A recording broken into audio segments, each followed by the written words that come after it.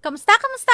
Nagawin nga kami dito sa may Daraitan, Tanay Rizal para mapuntahan yung madalas dumaan sa FYP ko. Nakaka-excite nga kasi kailangan pa namin tumawid ng ilog para lang makarating sa Camp Fagwards. Tamang-tama nga itong lugar na to para mag-unwind at mag-relax, malayong malayo sa ingay ng Maynila. Na-share ko lang din kasi sobrang namangha talaga ako sa lugar na to. Sa accommodation naman nila, meron kayong tatlong pagpipilian na tipi hut, yung Luzon, Visayas at Mindanao. Kompleto na din pala yung gamit nila dito pang luto kaya yung lulutuin na lang yung dadalhin nyo. Sa gabi naman ay nag-bonfire nga kami para mas feel namin yung camping. Ang sarap lang dito kasi malamig din yung lugar nila. Sa umaga naman ay ang sarap magmuni-muni. Mafaga talaga namang yung agos lang ng tubig yung maririnig mo.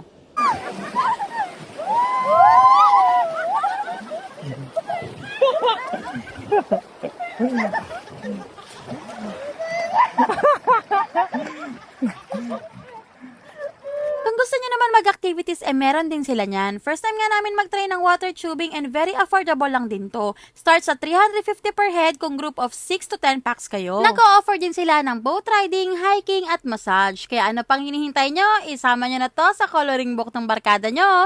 Yun lang guys. Thank you so much for watching. Bye!